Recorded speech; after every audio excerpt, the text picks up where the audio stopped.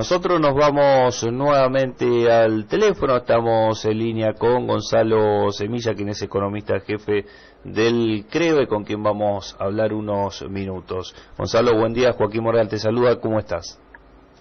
¿Qué tal? Buen día, ¿cómo andan ustedes? Bien, bien, gracias por atendernos y bueno, ya consultarte respecto del dato inflacionario del mes de enero, bueno, ¿qué es lo que ha arrojado este 6,5% del primer mes del año?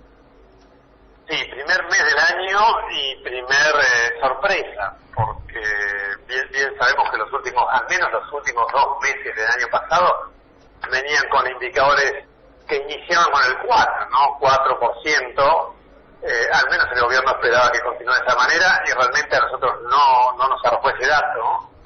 Enero fue un mes fuerte, vos lo estás mencionando, y básicamente fue traccionado por varios capítulos.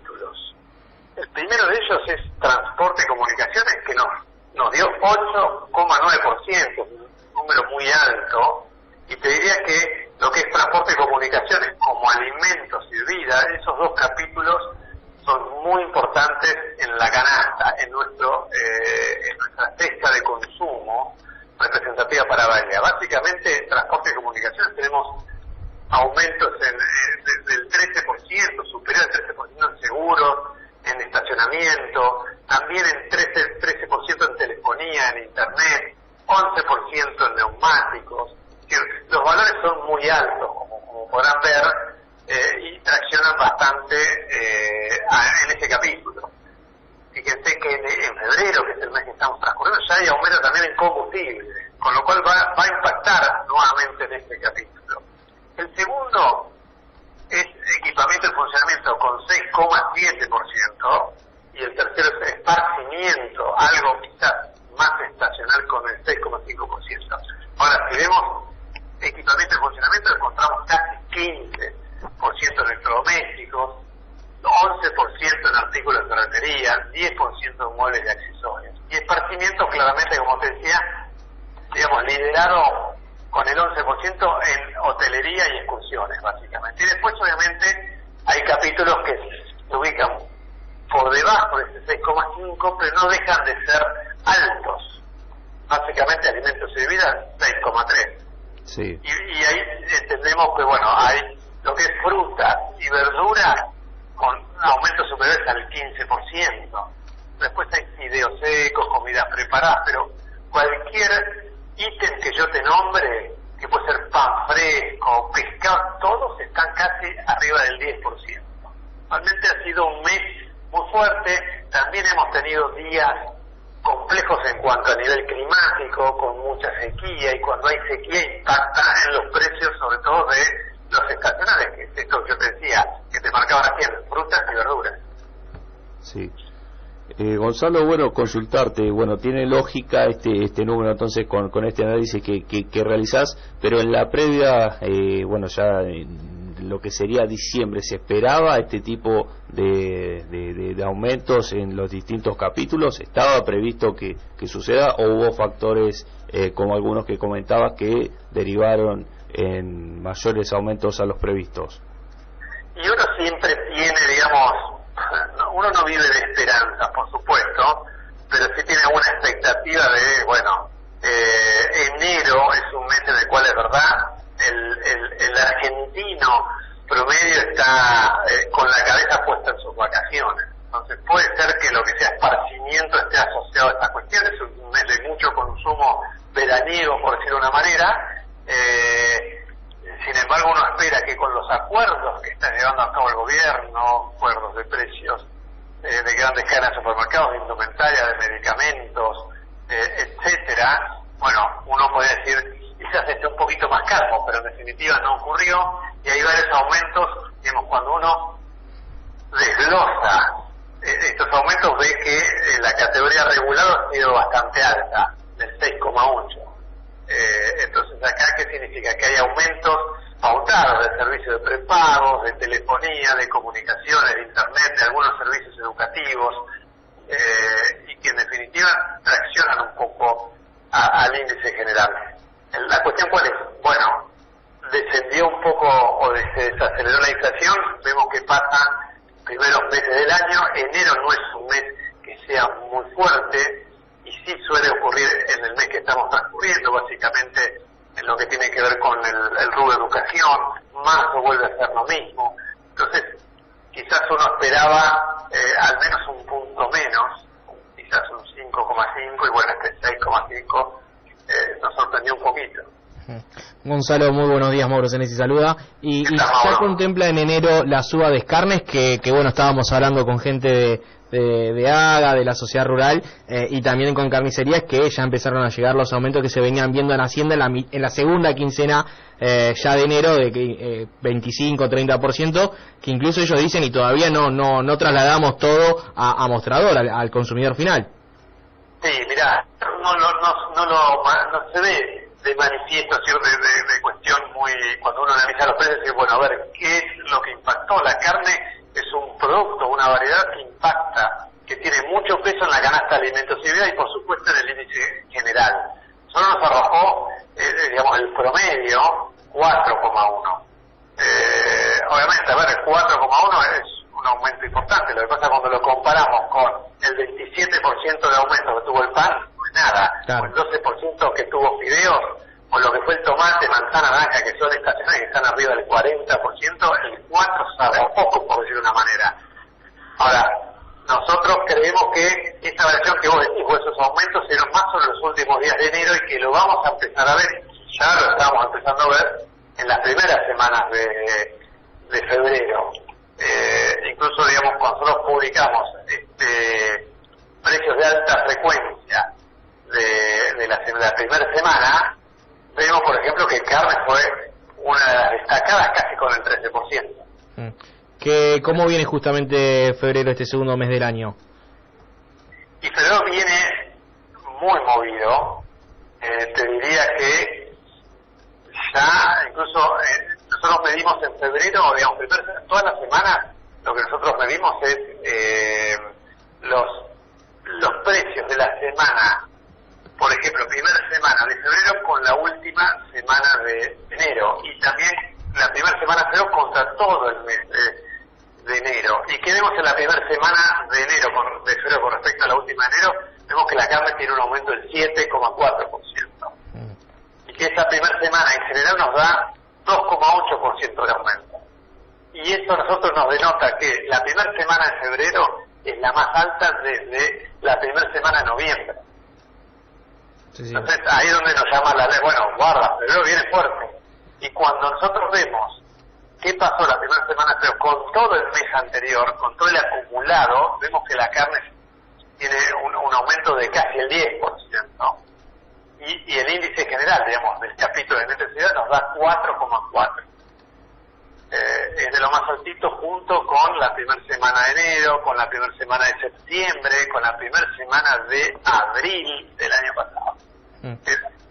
Y esto que yo te estoy diciendo, un número, que primera semana son altos, faltan 3 semanas más, y es de un capítulo, falta el resto de los capítulos. Entonces uno podría ya intuir que va a venir un aumento fuerte en el mes de febrero. Sí. ¿Y a qué lo podemos llegar a aducir esta situación inflacionaria que estamos viviendo en estos primeros días del 2023, entendiendo que las metas a nivel macroeconómicas con el Fondo Monetario Internacional se cumplieron, y entre ellas estaba, por ejemplo, el disminuir el déficit y también la asistencia por parte del Banco Central al Tesoro, pero ¿puede tener algo que ver lo que sucedió con los dólares paralelos, especialmente el blue, que estuvo en enero muy picante, casi llegando al récord al dólar 400? Bueno, indudablemente las variaciones del tipo de cambio influyen. Es más, el gobierno sabe que enero va a tener un índice de inflacionario más alto de lo que preveía. Como consecuencia de eso ya está haciendo, digamos, actualizando el valor del dólar oficial a una inflación cercana al 5,5, 5,8. Ese crawling peg se está empezando a acelerar, eso de microdevaluación diaria. Esta cuestión técnica que vos decís es, bueno, trato de la variación de tipo de cambio acompañar el ritmo inflacionario y que sea similar a un rendimiento de la tasa de interés del plazo fijo. La tasa de interés es 6,2% mensual, la inflación 6,5%. A nosotros, bueno, ¿cuál debería ser el tipo de cambio, bueno, que varía en el mes en ese orden. Entonces sí la está acelerando un poquito, pero por el lado del mercado blue, del mercado informal, sabemos que en diciembre hubo una variación del, creo, si no me equivoco, del 13% del tipo de cambio. Si aumentó un 13% el valor en el mercado informal, sucedió en diciembre, en enero ya empieza a ver su impacto, se empieza a reflejar en los precios. Sí. Entonces, una de las formas es esta. Bueno, ¿qué pasa con el informal? Ahora pareciera que calma un poquito porque está en 3.77, por lo menos a nivel nación, quizás un poquito más alto en Bahía. No es el dólar blue de cuando renunció Guzmán, ni el dólar blue de octubre del 2020. Después llegó a 3.90 en su momento y ahora estamos en 3.80. Digamos, porque uno tendría que sumarle el efecto inflacionario. Deberíamos estar, para que sea comparable a esos dos momentos que yo te marqué, deberíamos estar en 450 pesos el tipo de cambio informal. Sí. Sabemos, Gonzalo, que es un horario complicado para todos ustedes ahí en el CREO, así que veremos cuándo podemos hacer una visita, una nota un poco más macroeconómica, pero para sacarte de lo que tiene, igual en el CREVA trabajan mucho en lo que tiene que ver con asistencia a distintas empresas, con estudios de mercado y demás. ¿Les sorprendió el número del censo 2022 en el aumento en Bahía Blanca? Recordarás que en julio, agosto se llegó a hablar incluso de que Bahía Blanca podría haber bajado la población, pero ¿te sorprendió este número que se duplicó la tasa promedio de crecimiento que venía teniendo Bahía Blanca a nivel en los últimos casi 20, 30 años?